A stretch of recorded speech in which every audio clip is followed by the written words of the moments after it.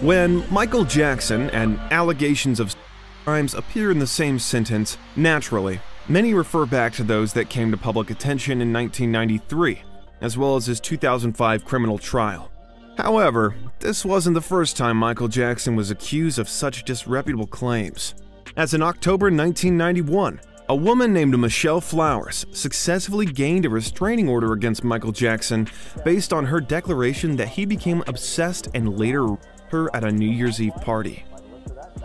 The Californian woman recounted that in 1982, she and her husband were staying in a Compton hotel for the homeless when she discovered Jackson was staying on another floor. She claimed that he then began hanging around her room, preaching religion, and soon started assaulting her sexually.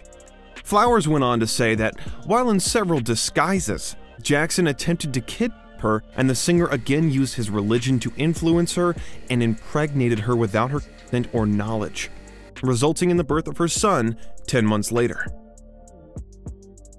In 1994, a 31-year-old Flowers launched a paternity and child support lawsuit against Jackson, claiming that she was entitled to a big mansion and $20 million a year to support the son she said Jackson fathered as a result of his crimes. Flowers became incensed in court that she and her son were living in near poverty on welfare, while she estimated Jackson's monthly income at $10 million. While in court, Flowers also made claims that Jackson continues to sneak into her neighborhood in disguise in order to torment and threaten her. Naturally, Jackson denied being the father or ever knowing Flowers and asked the court to restrain Flowers from any more paternity actions. Cochrane, the attorney representing Jackson, said that she had already filed 5 legal actions against Jackson, with all but one now dismissed. He questioned Flowers' mental health and called the case as part of a vendetta the woman had against Jackson. After 9 months of back and forth and having just come out of a legal throes caused by other allegations, Michael Jackson eventually provided the court DNA evidence to exonerate him from the case. Lawyers on both sides agreed to dismiss the lawsuit based on 2 rounds of blood and genetic tests showing that the singer was not the boy's father. Jackson's legal representatives questioned Flowers' mental health and called her a, quote, vexatious fanatic out to harass the singer. Quote, it's unfortunate that people like this continue to use Mr. Jackson as a vehicle for their own personal monetary gain, his lawyer said. Flowers responded, quote, the samples might have been tainted, like I'm sure they were with OJ. Demanding a 3rd round of genetic testing, the judge called the plaintiff an annoying litigant and then told her she would have to pay a $15,000 bond if she wanted to continue filing lawsuits against Michael Jackson. The doctor who conducted the previous DNA tests said that there was a probability of more than 99% that Flowers' former husband fathered her then 10-year-old son.